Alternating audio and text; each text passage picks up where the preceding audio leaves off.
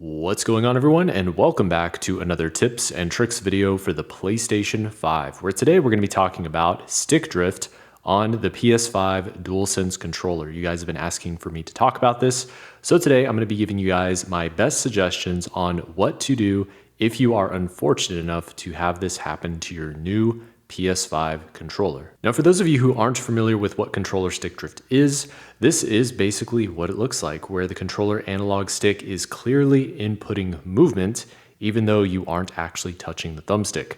And this was also a common issue with some PS4 controllers as well. And as you can see, it has in fact made its return to a select number of PS5 DualSense controllers. So you're probably wondering, what do I recommend doing if your controller is affected by this issue?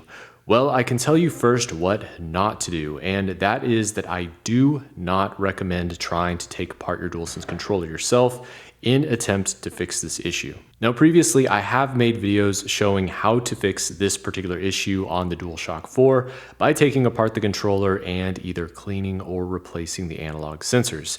And while this will fix the issue 9 times out of 10, the problem is that the DualSense controller is much more complex and difficult to disassemble than the previous generation DualShock 4, at least in my opinion. So for the average user, it's honestly difficult for me to recommend in good faith that you try to fix this yourself. Now, that's not to say that I'm not going to make a video in the future showing how to do it, but considering that the console is still relatively new, I honestly recommend anyone who encounters this issue just send the controller to Sony and get it replaced for free of charge.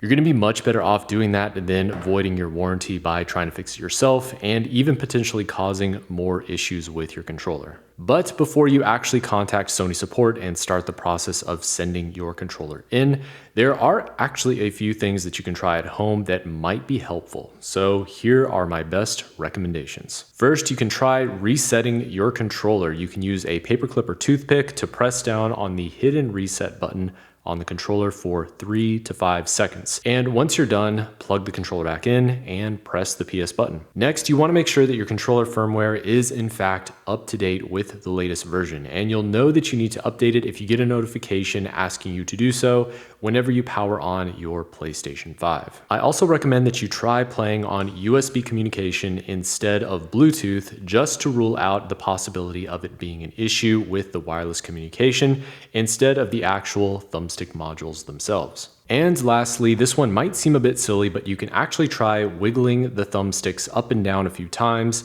just to see if it makes any kind of difference. And it's not incredibly likely that this will, but in this situation, I do think it's worth trying, at least in my opinion.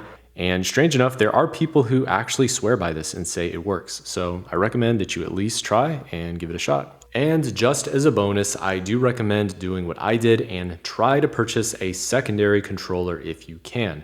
And the reason is that in the event you do have to send in your PS5 controller, you can still play your PS5 games without having to wait to get it back. But there you guys have it. Now you know what I recommend doing if you have stick drift on your PS5 DualSense controller. Remember, if you guys did enjoy this video and found it useful or interesting, to leave a like rating, also comment below to let me know what you think.